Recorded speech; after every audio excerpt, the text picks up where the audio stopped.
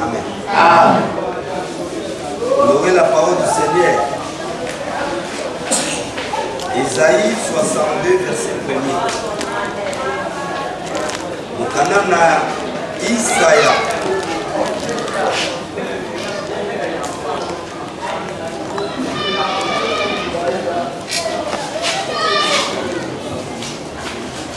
Isaïe 62, verset 1er.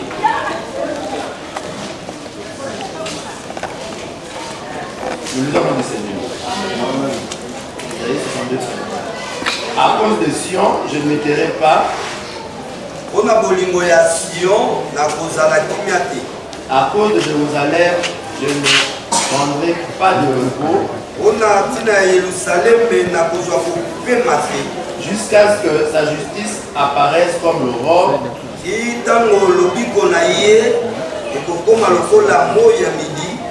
et son salut comme un flambeau qui s'allume.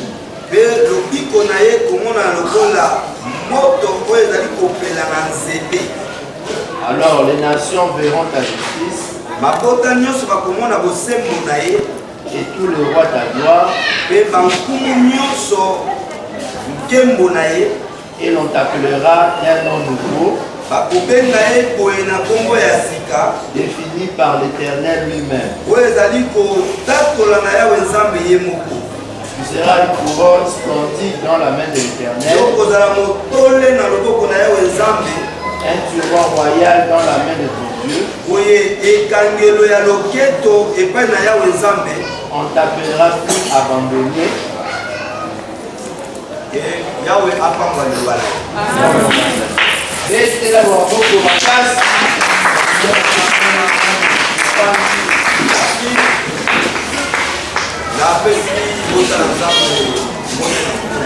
Amen.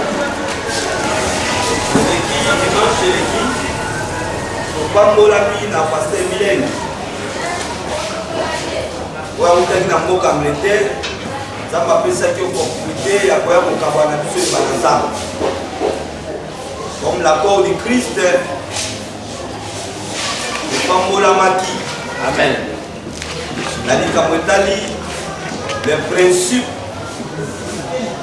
Les principes de la prière, les principes de la bénédiction, les principes d'élévation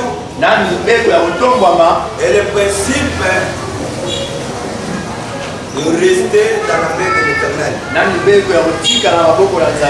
Ce sont les principes qui fait l'homme pour aller avant avec son Dieu.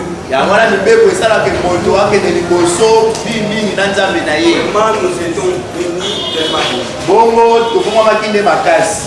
Aujourd'hui, je veux parler sur l'amour seulement de Sion.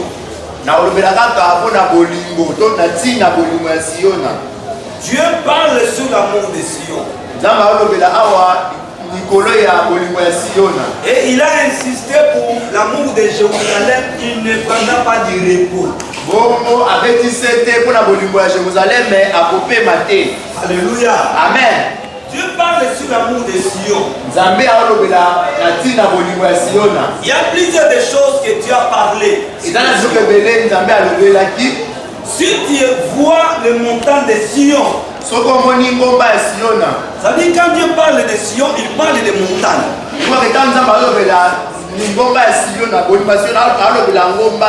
Et dans cette montagne, Dieu a mis son amour. Alléluia. Amen. Et la Bible dit que pour l'amour de Jérusalem, c'est les deux choses. Le Sion et le Jérusalem. Aujourd'hui, je vais parler de Sion. Et je vais confirmer de Jérusalem. Et les montagnes de Sion, c'est l'avantage pour les Jérusalem. Alléluia. Amen. Alléluia. Amen. Est-ce qu'il est le peuple de Dieu ici? Amen. C'est le peuple qui entre dans la parole de Dieu. Parce que la parole délivre. La parole délivre. Mais Dieu a parlé de Sion, il a parlé de Jérusalem. On a appelé Moïse dans la maison de Jéthro. On Jéthro était féticheur. Donc qui pratique les dieux d'Abal.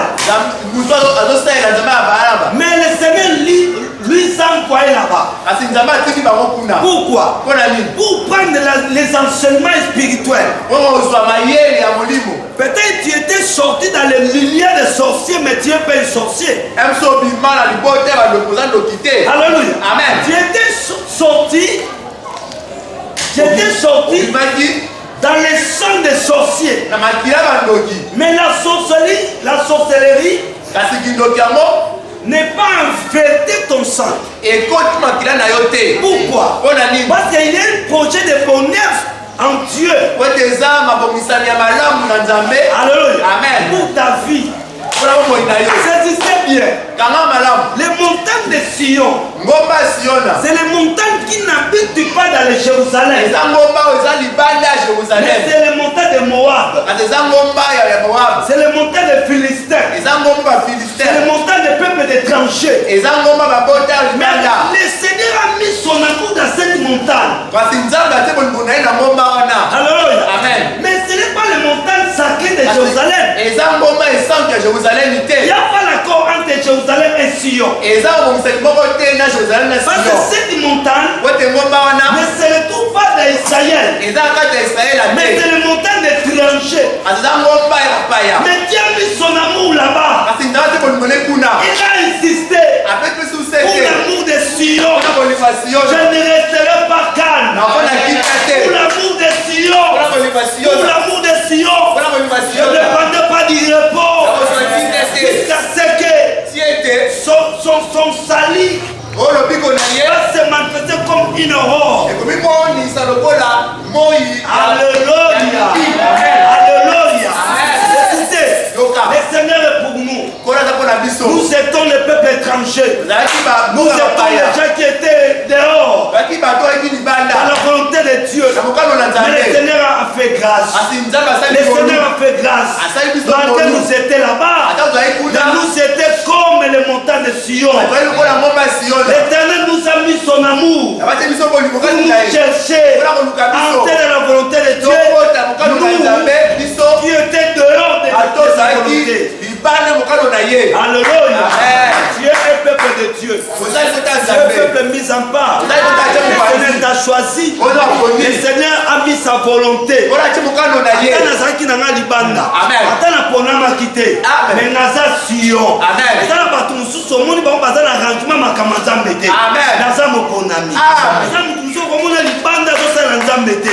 Mais Soukanaye. Zamba ko réclamer. Réclamation de l'éternel.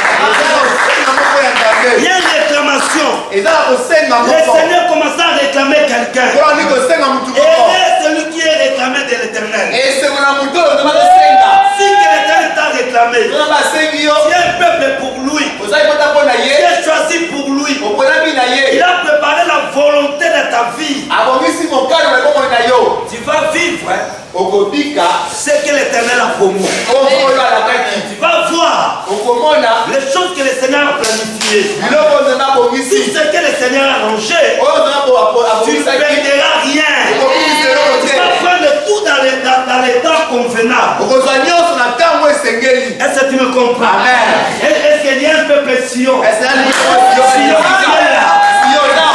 Sion, tu es là. Sion. Tu es mis en part. Malgré que tu n'as pas se retrouvé à Jérusalem. Mais les cieux de l'éternel sont fixés dans les montagnes de Sion. Je parle à quelqu'un. Le Seigneur a fixé regard sur toi. Oui. Le Seigneur a fixé regard. Il te regarde. Il est jaloux. Il est jaloux. Il veille. Il veille sur ta vie. Sur les promesses. Sur les calculs de Dieu. Il veille pour toi. Soyez heureux. Amen. À cause de Sion, Dieu a préparé le salut pour le Jérusalem. Écoutez, si les Sion, les Sion se ne manifestent pas. Ça dit qu'il n'y a pas les salis à Jérusalem. Je dis à quelqu'un, tu es important. Dans à Jérusalem, il y a des gens qui suivent sa tête de défense des athées. Amen. Non, vous allez à Jérusalem. Ne qu'on néglige Sion. Parce que c'est court, Nayo. On la montagne à Sion. Je dis à quelqu'un, Amen. basali bango ya makoki basali bango ya okoka mais yo oza ya kokate oza Sion oza ngomba mais lobiko ya Jérusalem il veut uta na montana Sion. Soyez un montagne de Sion. Alléluia. Le Seigneur a mis son amour. Il te regarde. Il y a des projets de bonheur pour toi. Il y a des bons calculs. Il a bien examiné sur Sion. Parce que sans Sion, les salis ne viendra pas. Sans Sion, il n'y a pas de secours pour Jérusalem. Si tu as préparé quelqu'un comme Jérusalem, il va préparer quelque chose comme Sion. Sion qui signifie les montagnes de solution. Sion qui signifie les montagnes de délivrance. Israël dans Mazana 4 Égypte. Sauf qu'ici monanité dans la révélation et la délivrance. Israël va vous mater. Est-ce que vous comprenez? Amen. Tozana na biso bapaya. Tozali na biso na calculité. Mais kolonda kotisa biso. Parce que Sion c'est pour la calcul à Israélité. Baye bakate ke mokolo moko ngomba moko ko bisalobiko. Il faut aux amis déterminer la vie. Il faut que nous ayons un projet. Parce que si nous avons un calcul, nous avons calcul que nous allons. Sauf que nous réclamons pas dans polo, ça va faire ça. Amen. Sauf que nous réclamons, nous sentir que ça nous embêté. Ça va faire ça. Parce que la volonté de Dieu, la volonté de Dieu bénit. La volonté de Dieu lève. La volonté de Dieu physique la vie de quelqu'un. La volonté de Dieu confirme un homme. Si le Seigneur est pour toi, qui sera contre toi? Si le Seigneur t'a béni, qui peut te maudire? Personne. Dis, je suis la plan de Dieu. Je suis la plan de Dieu. Moi, je suis la plan de Dieu.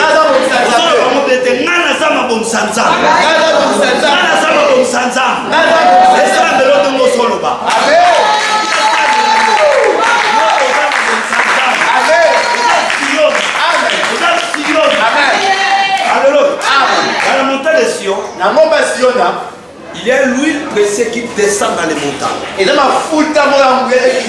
L'huile est précieuse. Mais si tu regardes la montagne, il n'y a pas l'huile là-bas. C'est une révélation. Dites Amen. Dites Amen. Nous sommes 133. Lisez la Bible. La Bible dit. Depuis. J'ai besoin de confirmer ce qui se passe dans cette montagne. Amen. Oh, qu'il est agréable. Oh, Ezali penza malamu mingi. Il est doux pour des frères de demeurer ensemble. Ezali natina bandeko basangana longo. Et comme l'huile précieuse versée sur la tête qui descend sur la barbe. Ezali okola mafuta o ezali kokita na mandefu sur la barbe d'Aaron. Na mandefu ya lona et sur le col de ses vêtements. Pe ezali ko sopana na kata bilamba. C'est comme la rosée d'Hermon. Bon, ezali okola mafuta ezali kokita. Il descend sur les hauteurs de Sion. Yango ezali kokwea kuna na ngomba ya Siona. En effet, na boye c'est là que l'Éternel envoie la bénédiction. Ndeti na nzamba tinda kama pamboli na ngambo wana. La vie pour l'éternité. Bomo ya libela. Amen.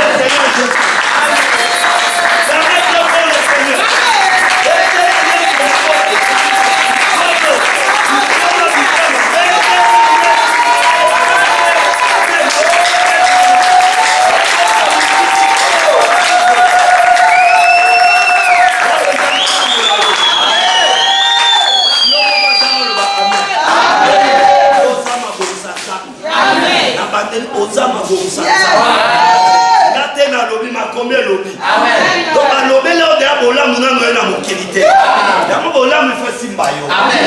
Comme mala mu faut simba yo. Amen. Na comme la Israël. Amen. Écoutez maintenant la révélation. Non, c'est quoi mon lycée? Je dis ceci. Dans le Bible. Le Sion. Siona. C'est le plan de Dieu. Et là, on si Dieu a besoin de faire quelque chose, il va préparer ces choses dans les montagnes de Sion. Ça dit dans les Sion, Dieu prépare des solutions. Dans les Sion, Dieu prépare la délivrance. Dans le Sion, Dieu prépare de grandes choses. Si Dieu t'a appelé, il va t'amener jusqu'à le Sion pour te qualifier. Pour te qualifier. C'est pour ça Moïse. Avant que Moïse allait pour délivrer les enfants d'Israël, Dieu, il a se manifesté dans les montagnes de Sion. Pour dire à Moïse, je suis ton créateur. Je suis le Dieu qui est je suis. Alléluia. Allez chez les enfants d'Israël. Dis-les, je suis le Dieu d'Abraham, d'Isaac, de Jacob. Mais le Dieu qui se révèle dans les montagnes de Sion. Alléluia. Attention. Tu es là pour l'éternel. Tu es là pour l'éternel. Le plan de l'éternel est pour toi. Il y a de bonnes choses. Il y a de grandes choses. Il y a des merveilles de Dieu. Il y a des plans de Dieu. Restez dans la montagne de Sion. Tu seras béni.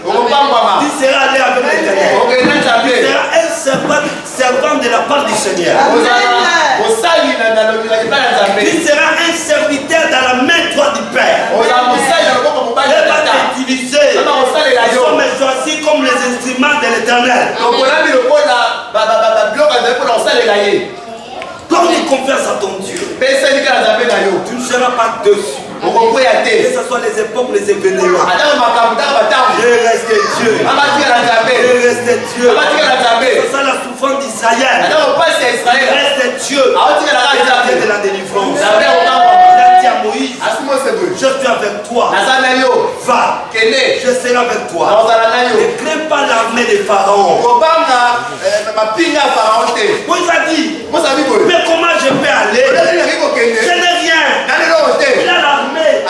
Il a la force. Il a la force. Il a un grand peuple. Il a dit, ne regardez pas ce que tu as vu à Pharaon. Je suis le Dieu des armées. Je serai avec toi. Une armée invisible. Il va anéantir l'armée visible.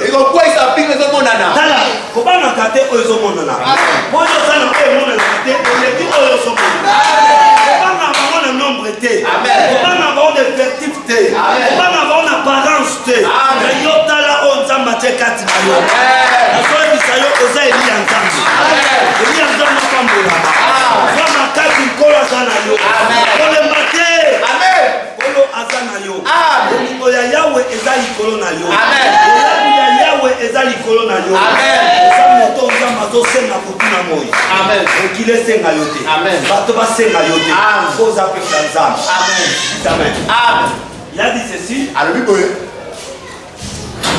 Dans les montagnes de Sion, il y a de l'huile pressée qui descend. Dans les barbes d'Aaron. Ça commence à la tête, descend dans les barbes et dans les vêtements. Mais la Bible dit, lorsque ça quitte directement le vêtement, ça descend dans les montagnes. Et dans le principe, il y a un ouin de Dieu. Amen. Lorsque Nzamba azobanda kowendre ngomba wana, akobana na ngomba te, akobana na muto ya matisa na ngomba. Amen. Na bisa mutu moko. Ozali lo muto Nzambe abomisi komatisa na ngomba kwa wendre yo. Amen. A cause na yo ngombe kozwa valeur. Amen. A cause na yo suyo kozwa valeur. Amen. Soki ozate suyo kozwa valeur te. Amen. Na ngomba wana yo lobi boye. ezali lokola mafuta oyo ebulisami. Amen. Mafuta nyonso te. Amen. Ezali lokola mafuta oyo ebulisami. Amen. Oyo epemami na Nzambe. Amen. Oyo elimami na Nzambe. Amen. Oyo epambolami na Nzambe. Amen. Ezali kokita na mutu yawo. Amen. Sadi ewuti likolo na lola ekiti na mutu yawo esopani na mandefu ekwei na bilamba simesimi ngomba. Amen. Oyo ngombe pamela. Amen. Amen. Amen. Amen. Amen. Babi eza esika oyo Nzambe azali kosopa mabamboli. Amen. Ezali esika oyo Nzambe azosopa kimia. Amen. Lokola ekite pa ya Aaron na mutu esopani na ngomba babi ke Nzambe akotia lobiko mpe bomoi ya libela na ngomba wa. Amen. C'est-à-dire que le montant est sacré. Amen. Il y a un homme Nzambe azokuwengelelo. Amen. Eza mutu opakolami. Amen. Liloba oyo epakola yo. Amen. Liloba oyo epambola yo. Amen. Liloba oyo eza mafuta na mutu na yo. Amen. Loba amen. Amen. Nzambe apamboli mutu moko. Amen. Pambolama. Bonsoir. Pambolama. Tika bolamu. Mafuta na nkolo ekita likolo na yo. Epesa yo makasi ya kolonga benimina.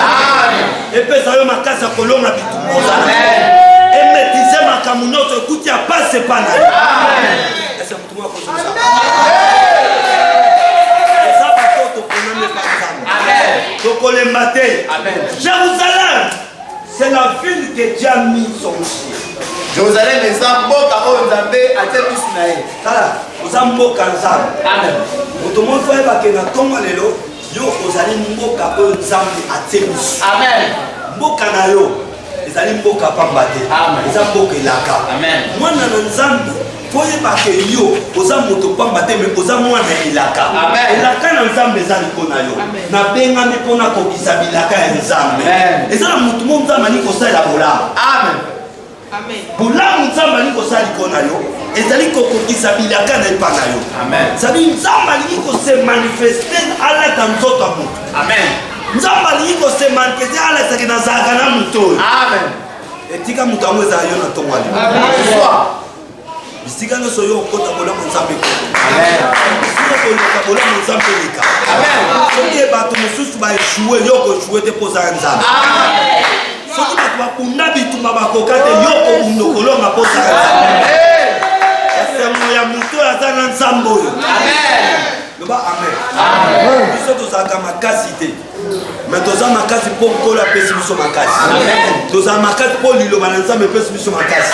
Yango ata baobundisa yo baotikala kokoka te. Ata baotemela yo bakolonga yo te. Kolengaka liboso makambo te, kobanga mpe makambo te.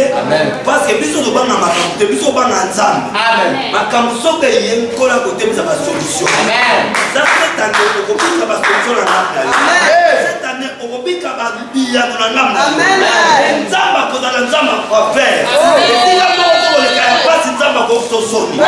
Esika nyonso koleka ya pasi nkolo akopesa yo semwa. Esika pasi nyonso ozoyoka bato bayosi yo pasi babundisi yo batelemeli yo nkolo akopesa yo esengo. Ezama na esengo kuute epai na Nzambe oyo eza ntango eyano.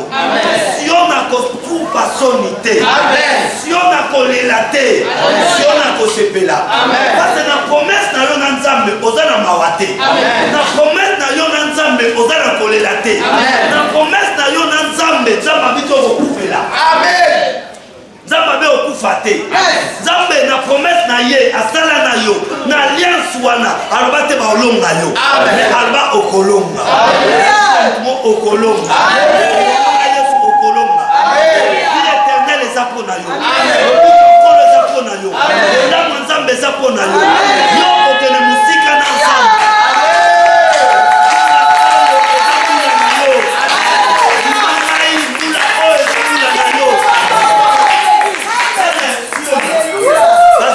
Jérusalem.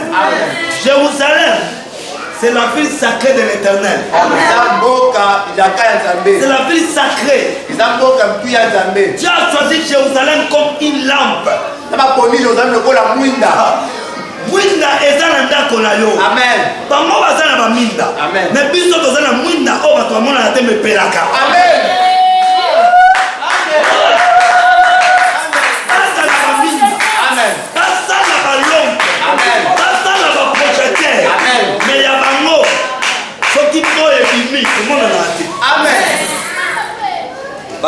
projecteur ne se fait koufa. Amen. A des pays en activité. Amen. Donc elle est yamoui. Pas de projecteur à solo. Amen. Dans ton cas, pas de projecteur et tout ça. Parce que Zali. Oza na biloko nzamba to na kati. Amen. O ba to to monate. Amen. Na ikola pesa yo. Eza libanda te. Amen. Bato no bakoyesa la minda. Mais ça ntango minda na bango ekokufa. Amen. Mais mwinda moko. Ntango biso no tolalaka, tokangi miso. Yango epela na kati. Yango elokisa biso bandoto. Yango monta biso makambo ya lobo. Yango asikaka vi na biso. Yango nalalaka pongi akima pokola pesi makima. Atolotaki mabe pe wana ekoya te. Eza na mwinda oyo ekosimela yo. Oyo pambola maka. Ola amemaka yo na liloba. Na kati ya liloba amemaka likolo ya ngomba ya Siona. Lorsque je prêche, je vis toute l'église au-dessus de la montagne. Et là-bas, je vis comment la pluie commence à arroser. Alléluia. Amen. Tout le monde qui était là-bas, chacun avec un étape de palmier.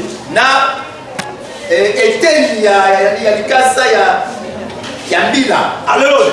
Commencez à se manifester pour l'amour de Jérusalem.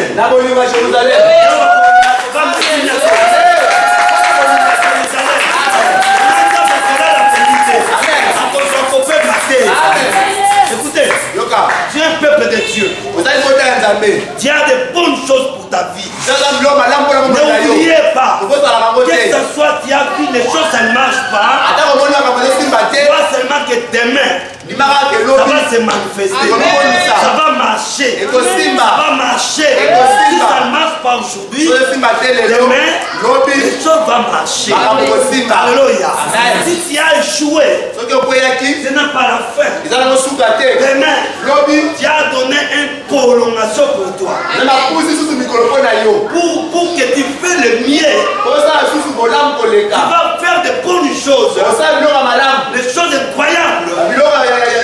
Le monde, ça sera dans l'étonnement.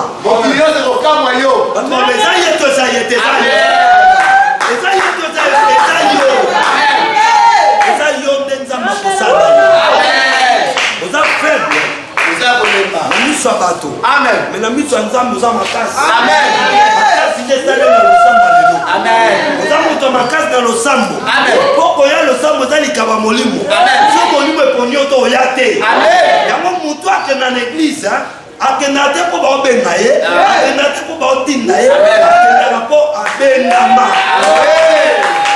Alléluia. Yo obengama. Amen. Yo obengama. Yo oponama.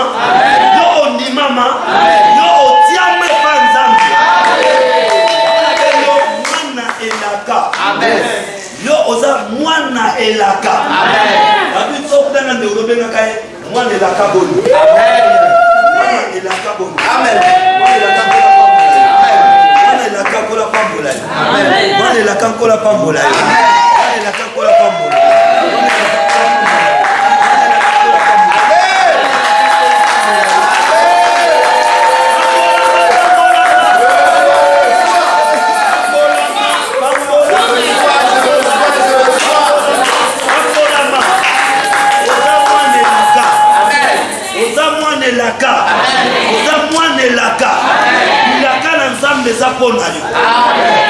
Dites amen. Olingo ya Siona. Tata mo alinga mwana. Tata mo alinga mboka na ye. Tata mo alinga moponami na ye. Siona na okabola yo. Personne. Amen. Sois makasi. Amen, je reçois. Aux attentes. Amen. Makambo d'Israël. Amen. Dieu a mis son amour pour toi. Il est disponible. Il est disponible. Il y a des gens qui cherchent Dieu mais qui ne voient pas Dieu. Mais il y a des hommes, au lieu que lui il cherche Dieu, Mais le Seigneur les cherche. C'est le chose au contraire. Écoutez-moi bien. Il y a des gens qui cherchent Dieu. Mais il y a des hommes que lui-même Dieu les cherche. C'est le contraire des choses. Toi, tu es dans le côté que le Seigneur lui-même les cherche. Il y a des gens qui cherchent Dieu. Qui cherchent comment trouver Dieu. Qui cherchent comment voir Dieu. Mais le ciel est calme. Le ciel est calme. Le ciel est calme. Il est assuré que celui qui m'a créé lui-même, il viendra pour donner la valeur de cette Sion. Alléluia. Il est là. Il ne bouge pas. Il est calme. Il est attiré. Il croit que celui qui m'a créé, un jour, il va venir. Il va venir. Pour me chercher. Tu es celui que l'Éternel lui-même lui cherche.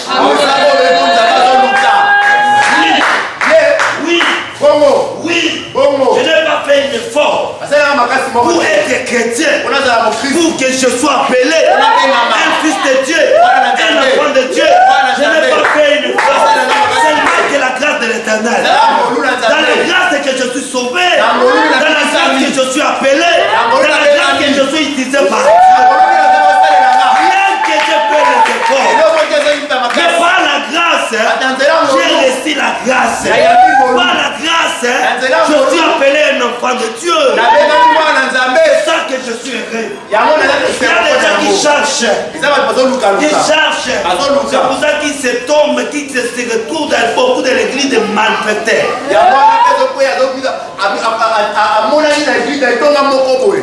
Yabandoki. Amen. Yabondoki. Amen. Parce qu'il y a son Luka. Amen. Tika Kolabelao. Amen.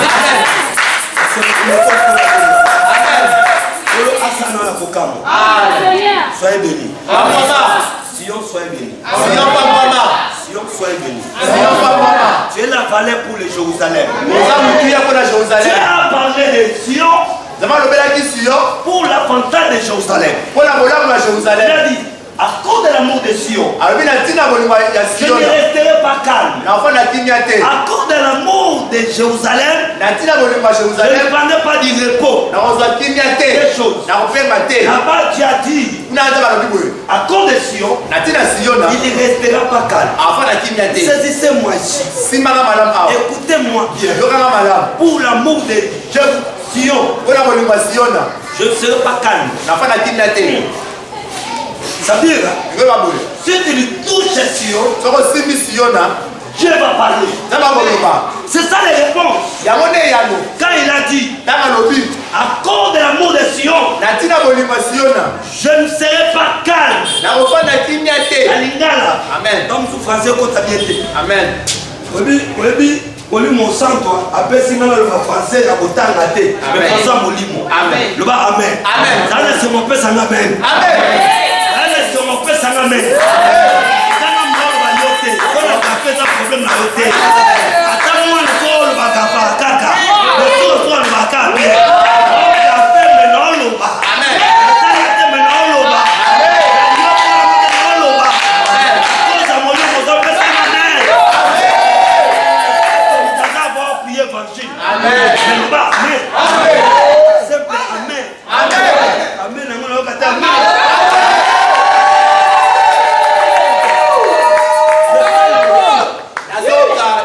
Nous sommes de la parole. La parole qui bénit. Alléluia. Amen. Écoutez, Jérusalem. Dieu a dit, à cause de Sion, je ne resterai pas calme. Pour Sion. Amen. Nakova na kimate. Amen. Eliko bani. Amen. Sumu ta simi. Longo ya koma Sion. Parce que Sion est automisayo. Amen. Dia comme na. Amen. À cause de volima Timothée. Nzambe na ovanda kimia te. Amen. Dia comme na. Amen. À cause de bolingo. Yo dia comme na. À cause de bolingo. Eh, ngana bibia. À cause de bolingo. Yo dia comme na. Amen. À cause de bolingo. Nzambe na ovanda kimia te. Eliko bani. Sauf que Simbi ne ko David. Aussi malamu za ma pepe ezali. Ceux qui m'ont menacé David. Le Seigneur a dit à Salah l'alliance. Amen. Attention à votre alliance dans ça. Attention à il y a un Dieu qui veille sur eux. Amen. J'ai des enfants.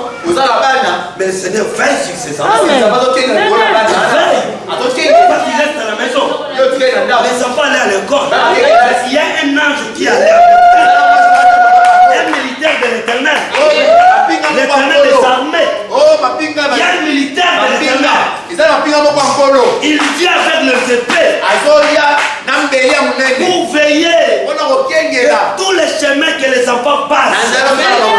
Il a dit dans l'Écriture, il va protéger à l'heure de retour, de maintenant et à jamais. Il n'y a pas un accident. Il n'y a pas un accident. Si ça arrive, il va descendre pour l'intervenir. Il va descendre. Ça, c'est l'automatique de Dieu. N'oubliez pas ça. Et ne pensez pas de ça. Il n'y a jamais. Tout ça, il faut l'humilité. Amen. Il faut bandokité. Amen. Il faut yamaïté.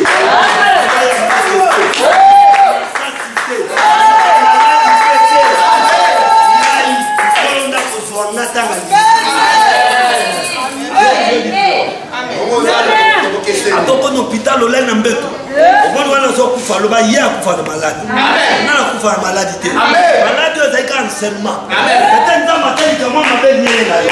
Après même dans malade on va à l'hôpital. On dit comment les gars. Les gars si la bibi na yo.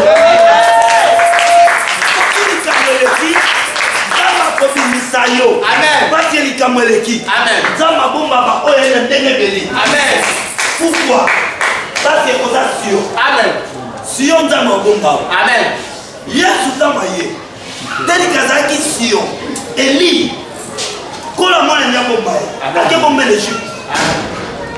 Selon la langage ensemble, Égypte tout symbolise un mot, symbole yaba Satan. Amen. Symbole yaba barbare. Amen. Mais parmi les barbares, le Seigneur a pris son délit. Je suis Élie Anaye. Pour aller les cacher parmi les barbares. Notre Dieu est souverain. Alléluia. Amen. Il est le souverain. Ça veut dire il peut faire comme il veut. Il peut faire comme il veut. C'est ça la souveraineté de Dieu. C'est ça la souveraineté de Dieu. Dans la souveraineté de Dieu, il peut agir comme il veut. C'est pour cela que tu peux dire autrefois. Amen. Alléluia. Parce que normalement, quand nous sommes attendus, ils sont si matés. Non, on parle de notre pauvre.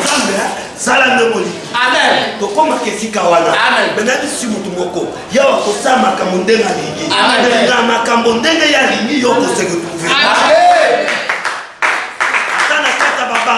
Amen. Atana kata ba chef coutumier. Amen. Atana kata ba noki. Amen. Na sobe la mutwoli kamozo ya. Amen. Yo ko se retrouver. Amen. Ko na ba ko ba olia hotel. Amen. Ba ke la yo. Amen. Ko na kata ba ko. Amen. Ba ko din la yo. Amen. Ba ko lia yo te. Amen. Ta style. Amen. Ba lia ba te belé. Amen. Ba boma ba te belé. Amen. Ba kunda ba te belé. Amen. Ba kisa ba te belé. Amen. Amen.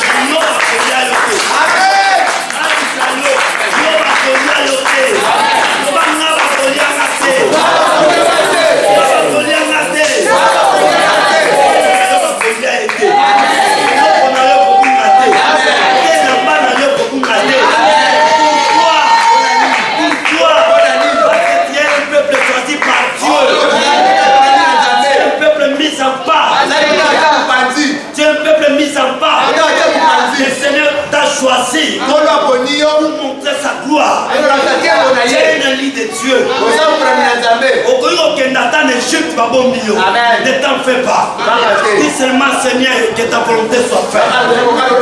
J'accepte que ce que tu as choisi. Oui.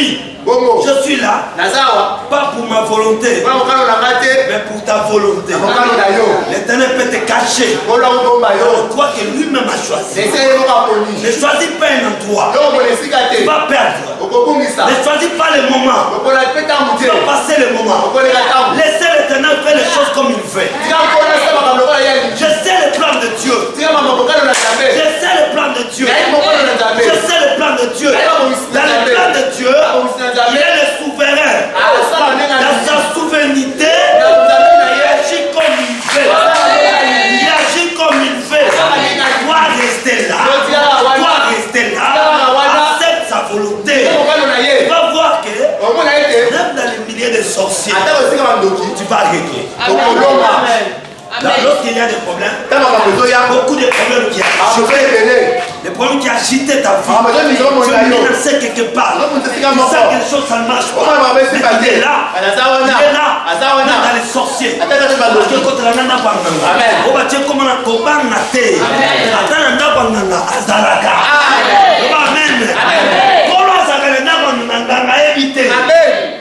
Amen. Saoul n'était pas dans Ngala. Amen. Luka a solo na Samuel. Samuel a pouvoir. Habité dans le bel na molimo au centre et pas nganga. Loko la dans pouvoir ko solo da ba wei na ke ko sala ngo. Tala. Samuel a bimala ntuma ngo. Aote c'est quoi? Amen. Aote na penabi nganga. Obenganga. Tamu to obenga. Ko bima Saul Samuel a bima nganga. Amen. Pendant Samuel a dit sepela. Oh Nzumo kitoko. Ah Nzumo nganga. Notre Dieu c'est le Dieu de tout puissant. C'est bien la puissance de Bobo. Oya ngangolo. Malgré nganga va saler makambo et sala kapé. Mais ayo kuta na mutu esenga ita kuta. Tala. Bazana batuna ba simbaka. Yo ba ko simbote. Bazana ba ko mekaka. Tu dois gagner si ma paix va te mousser. Mais ça va nous sortir aussi mal. Na la kio, na yebisio. Et ça va nous sortir simbaka. Oya yo, et mesdames qui la Jésus. Écoutez, Samuel Abima. Talinga. Damonga nganya. Oh Saoul, pourquoi tu m'as trompé? Oko Singapour na nini? Nzoka ndoza roi obomba na kelongi oyo kolukela na makambu moto na simbi basimba kayete na tanie critique ezobima liboso na nga ezoyebisanga ne touche pas à mes ouais, ne touche pas à mes ouais, ne touche pas à mes ouais, ne fais pas du mal à mes prophètes. Dans les critiques à cause qu'on a touché les sillons. Parce que Samuel, il est le sillon. Tu ne peux pas le toucher. Il dit un sillon, tu es là. Tu es protégé dans l'amour de l'Éternel. L'Éternel fait sur toi. Il fait pour ta vie. Ne cherchez rien. Parce que lui, il est là. Même dans la forêt, il y a des lions. Il y a Dieu. Ne craignez pas. Restez silence. Marchez avec l'espoir. David a dit, même si je marche à la vallée de l'ombre de la mort, même si je marche à la vallée de la mort, de l'ombre de la mort, je ne crains aucun mal. Parce que l'Éternel est avec moi. Oh, quel Dieu! Tu marches même dans la vallée de l'ombre de la mort. Je ne crains rien. Nazokende na lobuwa ko ya molili ya kufa. Amen. Bongo ya walobi na kubanga lokote. Bongo na zala ye. Amen. Oya zala nzambe loba me. Amen. Ata okokolobate. Ata obeli babi bajona bason. Eloko koyati. Amen. Amen. Biso to saba descendre. Amen. Tu comprends pas ça va dessin animé tout ça va dessin Yesu. Amen. Un dessin animé qu'on repassé. Amen. Souka pour mon Congo. Amen. Azo pour mon Congo Télémi. Amen. Quoi ça dessin animé? Amen. Un dessin animé à quoi la nana. Très il est tiré. Mais à côté les macaques pas ça dessin animé. Bon, dessin animé. Na continue à résumer. Na monique dessin ezali eloko mutu asali. Comment mutu na ani ko tindi kango après ça on va geste. Ça veut dire moi je suis le créateur. Pas créé. Je suis créé par celui qui m'a créé. Je suis son dessin. Ça veut dire que Yesu mutakeli ngai. Amen. Yete na za dessin na ye. Amen. Yete ça vous a mouvement précis.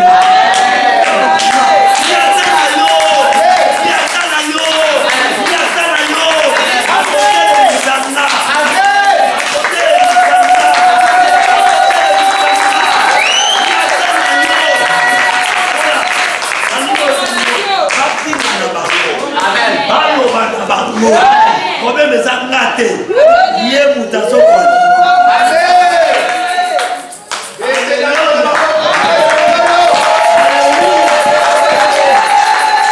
Alléluia. Nani mokonzi. Yes. Na yo kote nani mokonzi. Yes. Na yo ka dessin animé lo ba nani mokonzi.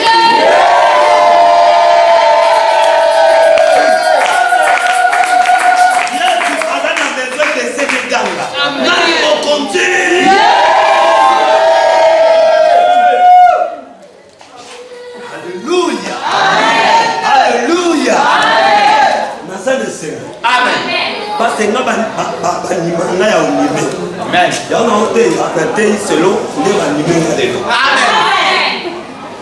Amen. Je vis une grande bénédiction. Vous allez m'embrasser. Amen. Et l'autre monte comme le Mabé. Amen. Et mouton et biso Mabé koya akosio. Amen. Et puis ça tant yo sommes na Mabé na moni. Amen. Tu sais dessin animé. On ne peut pas maudire celui que le Seigneur a béni. Si il y a quelqu'un qui met la malédiction sur toi, il ne te connaît pas bien. S'il te connaît, il ne peut pas faire ça. Parce que lorsque le Seigneur t'a choisi, il a fait une alliance de promesses. Dans cette promesse, il a se retrouvé dans le Genèse chapitre 12, verset 1er. Il a dit ceci. Je te bénirai. Tu seras les sources de toutes les bénédictions sur la terre. Toutes les familles de la terre seront bénies par toi. Celui qui va te bénir, je vais le bénir. Si que l'homme t'a maudit, je te maudirai. La puissance de l'alliance. Alors personne ne peut te toucher. Mais le Seigneur reste calme. Donc, parce que tu es le montant de Sion. Il y a des promesses de Dieu. Il y a la bénédiction de Dieu. Il y a la vie de Dieu. Alléluia. Amen. Soyez bénis aujourd'hui. Je dis soyez bénis. Soyez bénis. Vous connaissez Daniel? Oui, Daniel. Quand les gens cherchaient le mal pour Daniel, on a créé des montages pour les rois. Et le roi s'était d'acheter Daniel. Quelle prison? Là où on a mis des lions pour le manger Daniel. Alléluia. Amen. Mais lorsqu'on a acheté Daniel, le Seigneur a envoyé un ange pour dire à des lions. Les lions, soyez calmes. Ça, c'est votre frère. Acceptez-les. Allez, gardez-les. Vous, maintenant, vous êtes les gardiens pour lui. Gardez-les bien. Allez, vous écoutez. Donnez dehors. Si personne entre ici, allez, marchez-les. La sécurité. Personne ne les touche. C'est bon que Batola Masaki Makambouana. Basala qui peut baboma Daniel. Basaki po balia Daniel. Sabi aza na cimetière te. Aza na souvenir te. Po bakokanisela ye. Po bamonela ye. Au contraire, les choses ont changé. Kaka bisika batinye bato na babateli. Dieu peut te protéger de toutes les façons. J'insiste sur la protection de Dieu. Je dis à quelqu'un, je vois que tu es menacé quelque part. Je vois que tu es menacé. Mais dans cette menace, le Seigneur a préparé comment va te protéger dans toutes les façons. Dans le combat que tu dois passer. Nababitumano to le kanzama bongisi. Ndenge ni kobatela yo. Kobanga te. Nesika no soyo kino komba. Kanisa makamona lobi lelo. Seku ya nzambe alikona yo. Bakoyoza bato oyo yebite. Na kana ba muto ebi lo bazate. Na yo bate manzana bango. Bakolesa yo pe manzana bango. Bakobate yo manzana bango. Quand il était dans les déserts, le Seigneur a envoyé le corbeau. Les oiseaux impurs. Pour aller nourrir. Vous les souvenez? Pourquoi? Parce qu'il est le souverain. Sa souveraineté de nourrir. Des gens dans faux filles, dans les mauvaises conditions. Mais Dieu est là, il te protège, il te nourrit, il te fait place parmi ces gens-là. Il dit Dieu Daniel, dans les fosses de lion, et Élie, dans les déserts, je suis par Dieu, et Jésus, dans le pays d'Égypte, là où il y a des mal, les gens te chassent pour te faire mal. Comme les héros de chasse Jésus pour le tuer. Dieu a envoyé son ange. Il dit à Joseph, prends cet enfant, il est faible. Il est faible. Il ne peut pas se marcher. Mais il y a des promesses. Par lui, le monde était créé. Toi, je te prends un service. Un service. Cet enfant, descend dans le pays de Dieu. Restez là. Jusqu'à le moment.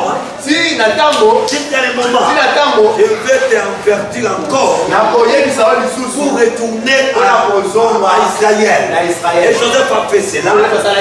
Il a resté dans l'Égypte jusqu'à le moment qu'Hérode était mort. Attention. Amen. Mais avant bimesika wana bakolia bato wana bato bakana Daniel bakola na libula bankosi bazo bato wana bacha bango bankosi bakia bato bakana Shadrach Meshach Abednego bakola bango na moto. Mais écoutez, bakamata bato wana bameka bango na moto emela bango yo bato bazo bungisa yo bakosilisa mbula te.